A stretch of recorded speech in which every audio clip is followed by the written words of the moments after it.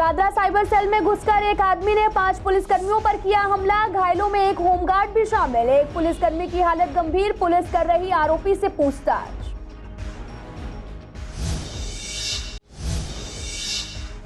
जाफराबाद थाना पुलिस ने एक बदमाश का किया एनकाउंटर। बदमाश से एक सेमी पिस्टल और जिंदा कारतूस किए बरामद। इसके साथ साथी और 3 महिलाओं को लिया हिरासत में।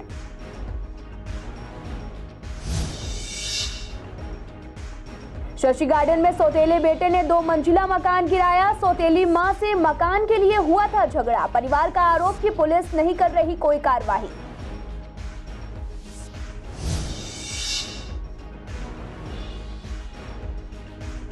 भजनपुरा में गोली मारकर की गई युवक की हत्या। पोस्टमार्टम के बाद शव सौंपा गया परिजनों को। पुलिस कर रही मामले की जांच।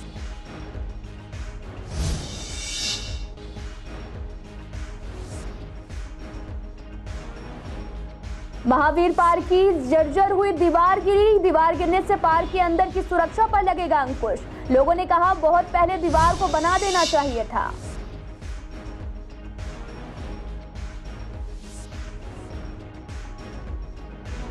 नमस्कार, मैं आपके साथ अंकिता पाल। आप सभी का पूर्वी दिल्ली खास में एक बार फिर से स्वागत है। रुक करते हैं खबरों की तरफ। शादरा डिस्ट्रिक्ट के साइबर सेल में एक आदमी ने साइबर सेल में घुसकर 5 पुलिसकर्मी सहित एक होमगार्ड को चाकू मारकर घायल कर दिया।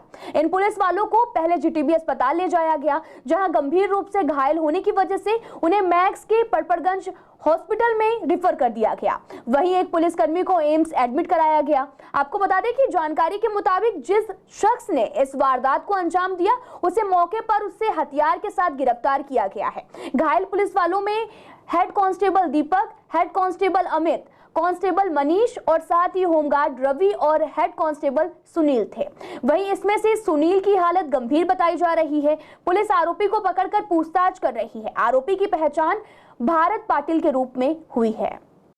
उत्तर पूर्वी दिल्ली के जाफराबाद इलाके के चौहान बांगर में देर रात एक बदमाश को जिले के स्पेशल स्टाफ की टीम ने एनकाउंटर के बाद पकड़ लिया। दरअसल पुलिस को सूचना मिली थी कि चौहान बांगर में कन्हैया मस्जिद के पास 4थी मंजिल के मकान में कुछ बदमाश घुसे थे, जिसके बाद पुलिस 4थी मंजिल पर पहुंची और दरवाजा खुलवाया गया तो एक बदमाश ने पुलिस पर फायरिंग शुरू कर दी, जिसमें पुलिसकर्मी बच गया और जवाबी कार्रवाई में पुलिस ने बदमाश के पैर में गोली मार दी। घायल बदमाश की पहचान अलमास खान उर्फ कल्लू के रूप में हुई है। आपको बता दें कि पुलिस ने इन शातिर बदमाशों को कब्जे से एक सेमी ऑटोमेटिक पिस्टल, 2 जिंदा कारतूस बरामद किए हैं। पुलिस ने इसके एक साथी जुनैद और 3 महिलाओं को हिरासत में ले लिया है और इनसे भी लगातार पूछताछ चल रही है।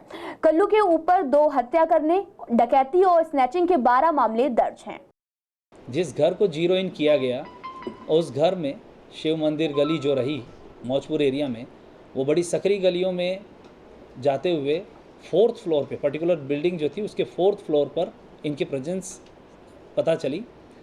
ऐसे में जब पूरी टीम ने पूरी सुनियोजित तरीके से वहाँ उन्हें पहुंचकर 4th फ्लोर पर चैलेंज किया, बाहर निकलने के लिए कहा, तो एक डेवलपमेंट ये नज़र आया कि 3 लेडीज़ बड़ी फुर्ती से उन्होंने दरवाज़ा खोलकर हमारी टीम को मैन हैंडल किया, पुश किया, गिराया और उसके बाद भागने का जो प्रयास हुआ, हालांकि उनको ओवर पावर कर लिया गया, लेकिन बाद में जब ये गौर किया गया कि दरवाज़ा बंद किया जा रहा है तो पुलिस टीम ने तुरंत हिट किया और दरवाजे को खोलने का प्रयास किया। गौर किया गया कि सामने से अलमास ने फायर खोल दिया। टीम ने अपने आप बचाव करते हुए डक किया, लेकिन गोली फॉर्चुनेटली नहीं लगी और दीवार पर जाकर लगी। ऐसे में सब इंस्पेक्टर अखिल ने अपने टीम के बचाव में और आत्मरक्षा में फायर किया, जो उसके पैर पर जाकर लगी। सेमी ऑटोमेटिक पिस्टल और 2 लाइव कार्ट्रिज इसके साथ रिकवरी हुई। यह बड़ा दुर्दांत अपराधी साबित हुआ। यह attempt to murder, robbery, snatching जैसी 16 संगीन आपराधिक गतिविधियों में लिप्त रहा है। उत्तर पूर्वी दिल्ली के भजनपुरा इलाके में मंगलवार दिन दहाड़े एक युवक की गोली मारकर हत्या कर दी गई थी। आपको बता दें कि मृतक की पहचान शहजाद आलम उर्फ लड्डन उर्फ गुड्डू के रूप में हुई थी। आपको बता दें कि जिसके बाद से अब बॉडी का पोस्टमार्टम करके शव को परिजनों को सौंप दिया गया है और इस मामले में पुलिस ने 2 आरोपियों को भी गिरफ्तार कर लिया है। वारदात के समय शहजाद दुकान का मीट खरीद रहा था और पुलिस सूत्रों का कहना है कि कुछ युवकों का जिम में कुछ लोगों से झगड़ा हुआ था। झगड़े का बदला लेने के लिए आरोपियों ने एक युवक पर गोली चलाई थी। गोली उस युवक को नहीं लगी जिसको मारना चाहते थे, बल्कि मीट शॉप पर मीट खरीद रहे शहजाद के पेट में जाकर लग गई थी। 3 साढ़े 3 बजे के करीब ये हुई है कि हम चांदबाग में रहते हैं, भाई भी हमारा चांदबाग में रहता है, तो वो अपने दोस्त के साथ जो है मीट की दुकान पे गए थे मीट लेने के लिए। तो बस वो यहाँ वहाँ पे जाके खड़े हुए हैं तो उनके गोली लग गई है। जिम में कोई झगड़ा हुआ था, तो जिम में जो झगड़ा हुआ था वो झगड़ा जो है लेके जो है वो बाज़ार में अगले दिन कल ही आ गया था, तो वो गोली किसी और के मार रहे थे, वो लग गई मेरे भाई के। फ़ोन करा कि तुम्हारे भाई के पेट में गोली लग गई, तो जैसा हमें मालूम पड़ा हम GTV आए हैं, तो पता चला GTV ले आए हमारे भाई को उठा के पुलिस वाले। तो जब आके देखा तो हमारे भाई का दम निकल चुका था। 2 लोगों की गिरफ्तारी हो चुकी है और 2 लोग गिरफ्त से बाकी हैं।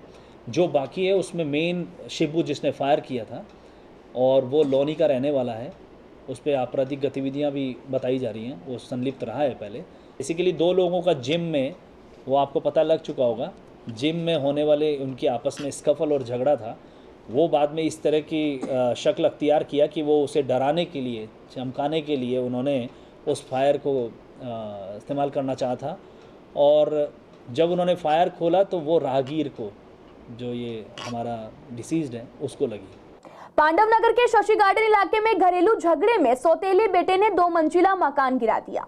दरअसल सौतेला बेटा सलीम काफी दिनों से अपनी सौतेली मां से झगड़ा कर रहा था कि वो जिस मकान में रह रहे हैं वो भी उसको दे दे।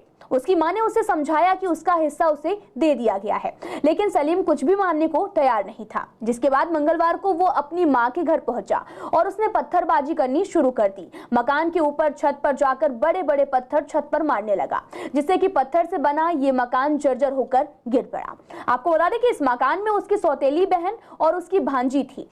मकान गिरने से वो नीचे दब गई, हालांकि लोगों की मदद से उन्हें बाहर निकाल लिया गया। वहीं अगर पुलिस की माने तो पुलिस ने मामूली धाराओं के तहत मामला दर्ज कर लिया है। परिवार वालों ने इसकी शिकायत पुलिस को दे दी है, लेकिन परिवार को पुलिस से कोई भी उम्मीद नहीं है। उन्होंने इसकी शिकायत ईस्ट दिल्ली के DCP ऑफिस में की है। यही हुआ है, मारधाड़ करी, आधे घंटे पत्थरबाजी करी है उन्होंने, और ऊपर जाके छत गिरा दी हमारे ऊपर, हम दब गए।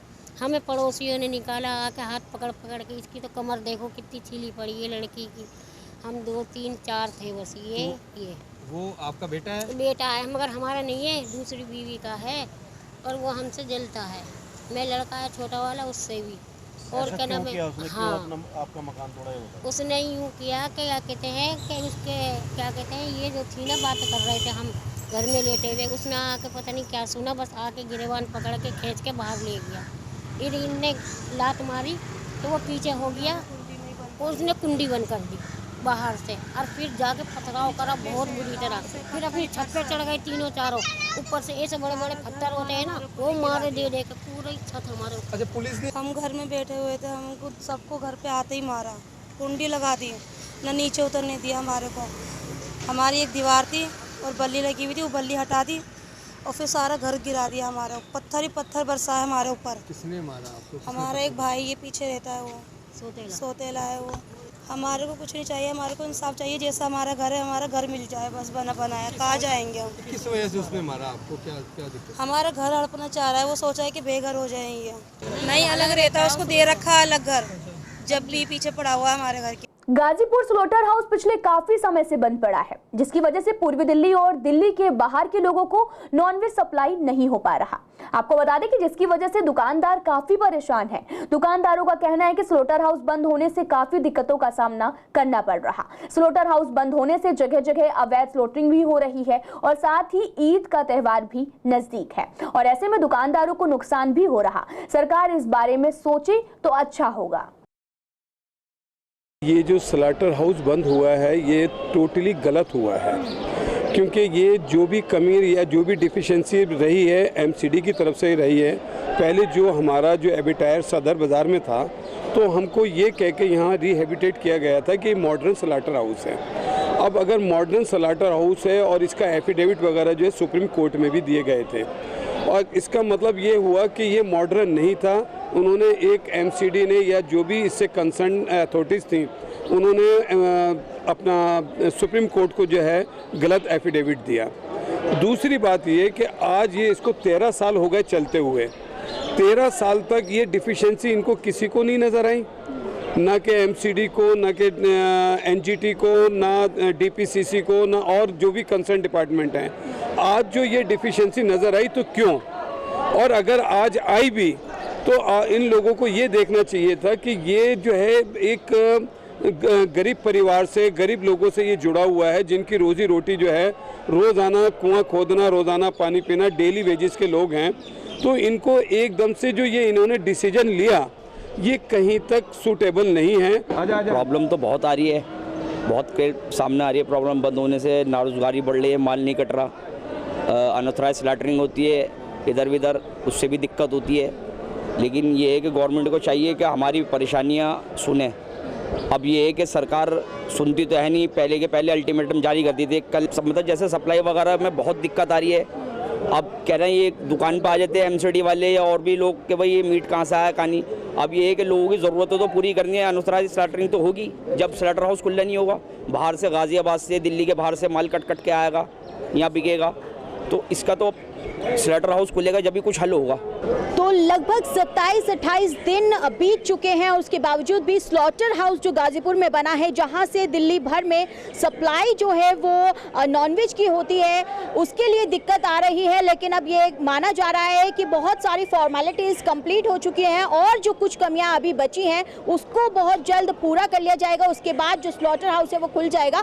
लेकिन उससे पहले आपको ये बता दें, यहाँ पर कुछ लोगों से हमने जब बात की तो उन्होंने ये कहा कि अनऑथराइज स्लॉटरिंग क्यों नहीं होगी क्योंकि लोगों को इसकी ज़रूरत है। स्लॉटर हाउस बंद पड़े हैं और ऐसे में ये एक बहुत बड़ी मजबूरी है। और त्यौहार की बात करें तो ईद का त्यौहार नज़दीक है, जिस पर सबसे ज़्यादा सप्लाई होती है। और ऐसे में अब ये मुश्किलें आन खड़ी हुई हैं कि आने वाले समय में जो ईद आ रही है उससे पहले क्या गवर्नमेंट या वो तमाम एजेंसीज कुछ डिसीजन ले पाएंगी स्लॉटर हाउस को खोलने की या फिर नहीं।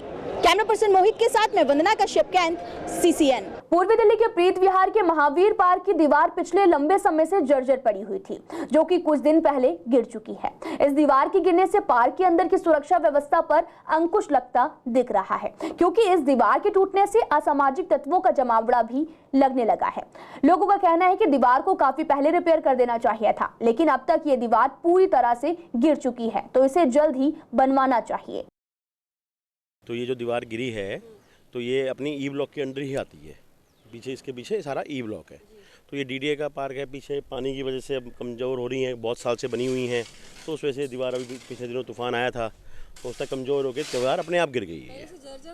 हाँ, कमज़ोर तो थी ये, काफ़ी टाइम से कमज़ोर थी और डीडी के अधिकारियों को बोला हुआ है मगर वो कुछ करते नहीं है। ये सारी की सारी दीवार अब ये पूरी शुरू से लेकर आखिरी तक ये नहीं बनेगी अब, क्योंकि अब ये इसको ठीक करने से मामला हल नहीं होगा। ये पूरी दीवार नहीं बनेगी। तो डीडी के अधिकारियों को लेटर दे दिया गया है और उनको कह भी दिया गया है। तो अब देखिए, उम्मीद करते हैं कि शायद बननी चालू हो जाए। इससे सारी दिक्कत है, कुत्ते बिल्ली सब घूमते फिरते रहे। और क्या है, सामने तत्वी सुझा जहाँ गेट करना है। हाँ, कमजोर तो सारी है, ये ना सारी दिखाई दे। थोड़े दिन हो गए हैं इसको गिरे हुए, पूरा कवर अप ही था, बाउंड्री थी पूरी। हाँ, जल्दी से जल्दी ठीक होनी चाहिए। बच्चे भी यहाँ पे प्ले करते हैं, पूरा सेफ्टी रहती है। अब गिरी है दीवार तो होना तो चाहिए कवर अप जल्दी से जल्दी। सेफ्टी इश्यूज तो रहते ही हैं, बाउंड्री होने से फ़र्क तो पड़ता ही है। बाकी ये है कि यहाँ पे मतलब टाइमली रात को गेट बंद हो जाता है, टाइमली खुलता है, लाइट वगैरह भी ओपन होती है, ऐसी कोई प्रॉब्लम आती नहीं है। कोई भी आ सकता है। कई के लोग मैंने देखा बैठे होते ड्रिंक कर रहे होते हैं इधर ही कॉर्नर पे बैठ के। कई लोगों को देखे है, हो सकता है छुप सकते हैं लोग, आके चोरी कर सकते हैं। दिल्ली परिवहन विभाग ने एक अभियान शुरू किया है, जिसके तहत अगर आपकी गाड़ियों पर हाई सिक्योरिटी नंबर प्लेट यानी कि HSRP नहीं लगा है तो आपको चालान, भारी भरकम चालान भरना पड़ सकता है। अगर आपकी गाड़ी का नंबर प्लेट नहीं है तो आपको अब से 5500 रुपए का चालान देना पड़ेगा, जिसको लेकर पूर्वी दिल्ली की जनता का कहना है कि चालान का अमाउंट काफी ज्यादा है। ये रूल लागू करने से पहले लोगों को जागरूक करना चाहिए। सरकार सिर्फ अपनी जेबों में पैसा डालना चाहती है और हर चीज का चालान काटा जा रहा है। ये तो देखो सीरियस दिखाई दे रहा है, सब जनता को पता लग रहा है कि आजकल जितनी भी सरकार जो कर रही है ये काम कि इसका चलान उसका चलान, इसे सिक्योरिटी नंबर प्लेट से चलान का क्या लेना देना है। सदियों तो लगती आ रही है और वो सिर्फ सरकार अपने पैसे बनाने के लिए ही सिक्योरिटी नंबर प्लेट बना रही है और इससे कोई रिकवरी थोड़ी ना होती है। गाड़ी कल को चोरी हो जाए, जब चलान हो जाए, इससे नंबर प्लेट से क्या लेना देना है। नंबर प्लेट के तो मिसयूज़ कर रहे हैं लोग। OLX पे पता नहीं कहाँ देख रहे हैं, फिर दिल्ली पुलिस आ जाती है कि ये गाड़ी रोबरी में चली, ये फलाने में चली, वो चलती कहीं भी नहीं है। सिक्योरिटी नंबर प्लेट का क्या फ़ायदा है। 5500 रुपए के, और सरकार रेवेन्यू ले जा रही है बेफिजूल, जनता को दिन प्रतिदिन परेशान करती जा रही है। गवर्नमेंट ये सोच रही है कि उससे चोरी वगैरह नहीं होगी, कम होगी, लेकिन उससे लोग तो नंबर प्लेट ही चेंज कर देते हैं। चोरी का जो चोर है वो तो नंबर प्लेट ही चेंज कर देगा, उससे फ़ायदा क्या। और इतने लार्ज स्केल के चलान कर रहे हैं 5-5 हज़ार के एकदम। लोगों को पहले तो होती नहीं थी हाई डेफिनेशन नंबर प्लेट, अब आनी शुरू हुई है, 14-15 से आनी शुरू हुई है। तो पहले तो थी नहीं, लोगों को इतनी अवेयरनेस ही नहीं है, और एकदम आप 5-5 हज़ार के 6-6 हज़ार के चलान उनके ऊपर कर दोगे तो बर्डन ही है ना। कोरोना के बाद इन लोगों के ऊपर बर्डन ही है कि क्या करना चाहिए और क्या नहीं करना चाहिए। देखिए, फ़ायदेमंद हमें नहीं लगता कि कहीं से फ़ायदेमंद है, क्योंकि काम सरकार कोई भी करती है वो जनता की सुविधा के लिए करती है। और अगर जनता जो हमारी आवाम है वही दुखी हो उस चीज़ से। देखिए, ऑनलाइन सिस्टम है, वो बहुत ज़्यादा भीड़ लग गई, वहाँ अथॉरिटी में भीड़ लग गई, तो ये सिस्टम नहीं होना चाहिए। कोई भी काम हो ईजी हो और सस्ता हो। चलान भी इतना महंगा है, तो मैं समझता हूँ कि कोई भी स्कीम हो या कोई भी जो सरकार करती है और करती आई है तो जनता के फायदे के लिए हो, ना कि नुकसान के लिए हो। पूर्व दिल्ली के परपड़गंज में बीजेपी ने कार्यकारिणी की बैठक की और इस बैठक में बीजेपी के तमाम कार्यकर्ता मौजूद रहे। कार्यकर्ताओं को संबोधित करने के लिए कई नेता भी पहुंचे और इस बैठक में अब तक के लिए कामों का ब्यौरा भी बताया गया। साथ ही आगे की क्या प्लानिंग है और कैसे काम किया जाए इस पर चर्चा की गई। बीजेपी नेता श्याम जाजू ने भी बताया कि हम हर 3 महीने में हमारे द्वारा किए गए कामों का रिव्यू करते हैं और आगे क्या काम करना है, कैसे करना है, इसकी रणनीति भी बनाते हैं। साथ ही जिला अध्यक्ष रामकिशोर शर्मा ने कहा कि कार्यकारिणी की बैठक में हर 3 महीने का हिसाब दिया जाता है। कार्यकारिणी के सदस्यों को एक दूसरे से मिलने का अवसर मिलता है और अनेक तरह की जो समस्याएं हैं उनके ऊपर आपस में चर्चा करते हैं। अरविंद केजरीवाल सरकार की अनेक मोर्चों पर जो विफलताएं हैं उसकी जानकारी सभी कार्यकारिणी के सम्मानित सदस्यों को पार्टी के नेताओं की ओर से उपलब्ध कराई जाती है। पिछले 7 या 8 सालों में मोदी सरकार की जो भी उपलब्धियां हैं उनके बारे में भी जानकारी दी जाती है। हर 3 महीने के बाद ये कार्यकारिणी बैठक होनी, राष्ट्रीय कार्य समिति, प्रांत कार्य समिति, जिला कार्य समिति और अब मंडल की कार्य समिति जो तय किया है केंद्र ने वो प्रांतों को बताता है, प्रांत अपने डिस्ट्रिक्ट को बताते हैं, डिस्ट्रिक्ट अपने मंडलों को बताते हैं और हम जो बात करते हैं ग्रास रूट लेवल तक हमारी बात कैसे जाती है वो यही कार्यकारिणी की बैठक है जिसमें हर अध्यक्ष अपनी कार्यकारिणी को पिछले 3 महीने का हिसाब किताब देता है और अगले 3 महीने की योजना बताता है कि संगठन अब क्या करने वाला है। हमारा कैडर केवल चुनाव तक सीमित नहीं रहता है, ये 12 ही महीने सक्रिय रहता है। समाज के सुख दुखों में हमारे कार्यकर्ता जब जमीन पे रहते हैं तो हर अंतराल के बाद कामों का रिव्यू लेते हुए अगली दिशा तय करना ये हमारा रिचुअल पार्ट होता है। इस हिसाब से हमारे सभी दिल्ली के सभी जिलों में ये बैठकें हो रही है। इसमें वर्तमान इश्यूज की चर्चा होती है, आगे की दिशा तय होती है और जो कार्यक्रम हुए उसका भी रिव्यू होता है। देखिए, आज भारतीय जनता पार्टी शाहदरा जिला की 2 दिवसीय कार्यकारिणी का दूसरा दिन है और कार्यकारिणी जब होती है तो सबसे पहले राष्ट्रीय कार्यकारिणी होती है, राष्ट्रीय कार्यकारिणी के बाद प्रदेश कार्यकारिणी, उसी कड़ी में फिर जिला कार्यकारिणी, जिला कार्यकारिणी के बाद मंडलों की कार्यकारिणी का आयोजन किया जाता है। इस कार्यकारिणी में तय किया जाता है कि हमें आगामी आने वाले समय में पार्टी और संगठन को किस प्रकार से मजबूती प्रदान करनी है और जो हमारी सरकार की योजनाएं हैं इसको किस प्रकार से जनता के बीच में लेकर जाना है। और जो पिछली कार्यकारिणी से अब तक का जो भी उसके अंदर कार्य हुआ है उसके बारे में चर्चा की जाती है। जो कार्यकारिणी है वो एक तरफा कार्यकारिणी नहीं कि केवल स्टेज के लोग बोलेंगे, कार्यकर्ताओं का भी उसमें जो सजेशंस रहता है वो रहता है और बाद में उन सजेशंस के ऊपर काम भी किया जाता है ताकि पार्टी को, संगठन को और अच्छे से हम मजबूत कर सकते हैं और जनता में जाकर के अच्छी तरीके से पार्टी की योजनाओं को, सरकार की योजनाओं को ले जा सकते हैं। विश्वासनगर पर बनी पुलिया पिछले काफी लंबे समय से प्रशासन की अनदेखी का शिकार है।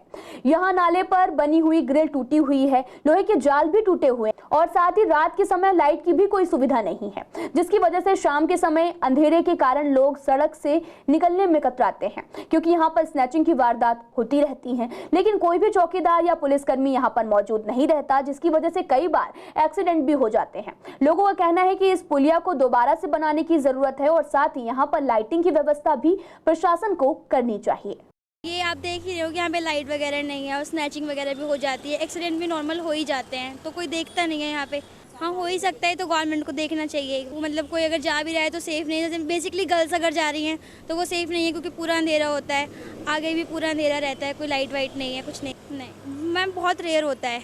जैसे मतलब कोई जा रहे से, अब स्टाफ है, बेसिकली स्टाफ ही जाता है इस रोड से, और तो बहुत रेयर है, जैसे सभी जा रहे आ रहे हैं। हाँ, जैसे ये रोड चलती रहती है, कई 1-2 बार तो केस हुए थे यहाँ पे कि किसी को पकड़ा गया था और उसको मारा गया था। जैसे कि कोई किसी को मार के फेंक सकता है या कुछ भी इस तरह का। काफ़ी टाइम हो गया मैम इसको। मैम यहाँ कंडीशन सब सही है, जैसे मतलब ये टूट गया है, इसमें बहुत ज़्यादा इसमें से स्मेल आती है, बहुत गंदगी ज़्यादा हो गई, इधर जंग लग गया है, जंग की वजह से टूट गया है, और टूटने का समय में झड़ जाता है, फिर इसके बाद उठा के ले जाएंगे। नहीं मैम, रिपेयर करने वाला तो कोई नहीं, ऐसे ही देखिए कब से पड़ा है। डर होती है आने जाने की, शायद गाड़ियाँ मोड़ते समय टक्कर हो जाए। मैम परेशानी तो बहुत है यहाँ पे। यहाँ दिक्कत ये होती है, छीना छानी भी होती है यहाँ, मतलब कोई नहीं रहता, रात में अंधेरा रहता है ना, इसके लिए मैम ये तो खतरा है, कोई भी जैसे एक्सीडेंट वगैरह होके गाड़ी वाड़ी अंदर जा सकती है, इसे सही कराने से। आईएएस अधिकारी अमित कुमार शर्मा को दिल्ली नगर निगम के शाहदरा नॉर्थ जोन का डिप्टी कमिश्नर नियुक्त किया गया है। आईएएस अधिकारियों अभिषेक के वेस्ट जोन में ट्रांसफर होने के बाद अमित कुमार शर्मा को शाहदरा नॉर्थ जोन का कार्यभार सौंपा गया। अमित कुमार शर्मा ने शाहदरा नॉर्थ जोन के डिप्टी कमिश्नर का पदभार ग्रहण कर लिया है। अमित शर्मा इससे पहले दिल्ली नगर निगम मुख्यालय पोस्टेड थे। अमित कुमार शर्मा ने बताया कि उनकी प्राथमिकता क्षेत्र के लोगों को बेहतर नागरिक सुविधाएं उपलब्ध कराना, और इसके लिए उनकी तरफ से रोजाना वार्ड का निरीक्षण किया जाता है और समस्याओं का मौके पर ही निपटारा किया जाता है। इसके अलावा वे रोजाना एचओडी के साथ 12 से 1 बजे तक जन सुनवाई के लिए जोन कार्यालय में मौजूद रहते हैं, और साथ ही जन सुनवाई में आने वाले प्रत्येक लोगों की समस्याओं को सुना जाता है और उसके समाधान का पूरा प्रयास किया जाता है। जन सुनवाई की कार्रवाई हमारे यहाँ डेली 12 बजे हम लोग सारे एचओडीज के साथ बैठते हैं, और जो भी शिकायत लेके आता है उसको हम नोट किया जा रहा है, उसी समय आदेश दिया जा रहा है एचओडीज को उसको सॉल्व करने के लिए, और मेजर शिकायतों को हम उसी समय सॉल्व करने की स्थिति में है। नहीं है तो 1-2 दिन में फॉलो करके उसको सॉल्व करने की। मेजरली जो departmental pension, gratuity, daily Vaser and सफाई कर्मचारियों का जो रिन्यूअल का प्रॉब्लम होता है, या जो उनका पेरेंट्स वगैरह की डेथ हो जाती है, उसके वजह में जो है उनको एमसीडी में रखा जाता है, वो हैं अनऑथराइज कंस्ट्रक्शन की, एक दूसरे की कंप्लेंट की, या कहीं कोई नाली चौक है, कहीं कोई सफाई की समस्या है, उस तरीके की समस्याएं ज़्यादातर हैं। मैंने तो खैर 5-7 दिन पहले ही ज्वाइन किया है, बट एवरेज डेली 10 लोगों का आना है, तो अगर 10-12 दिन से वर्किंग डे में हम लोगों का जन सुनवाई का कार्यक्रम है, तो ये 2nd वीक चल रहा है, 3rd वीक शुरू हो गया है, तो लगभग 70-80-90 लोग। ज्वालानगर के सत्यनारायण मंदिर में भगवान श्री सत्यनारायण जी की मूर्ति का आज के ही दिन मंदिर में स्थापित की गई थी, जिसके बाद हर साल आज के दिन सत्यनारायण जी की कथा की जाती है। इस उपलक्ष्य में मंदिर में पूजा रखी गई और इस पूजा में इलाके के लोग भी शामिल हुए। श्री सत्यनारायण मंदिर ज्वालानगर में 22 जून को भगवान श्री सत्यनारायण जी की स्थापना हुई थी। तभी से प्रतिवर्ष भगवान श्री सत्यनारायण जी का वार्षिक उत्सव मनाया जा रहा है, और ये प्रतिवर्ष मनाया जाता है धूमधाम से। इस बार भी सभी लोगों में बड़ा उत्साह है, सभी लोग सज धज करके आए हैं, तैयार होकर के आए हैं, और भगवान जी का 1650 से पूजन, जो 16 प्रकार की विधि होती पूजन की, उसके अनुसार पूजन होगा। फिर भगवान श्री सत्यनारायण जी की कथा होगी, और भगवान सत्यनारायण जी के बारे में कहा गया है, सत्यम परम धीमहि, सत्य से रीझते हैं और नहीं असत्य सम पातक पूंजा, झूठ से बड़ा कोई पाप नहीं है। अगर कोई व्यक्ति झूठ बोलता है, असत्य बोलता है, तो भगवान नारायण नाराज होते हैं। फिलहाल इस बुलेटिन में इतना ही। तमाम खबरों के लिए आप देखते रहिए CCN लाइव।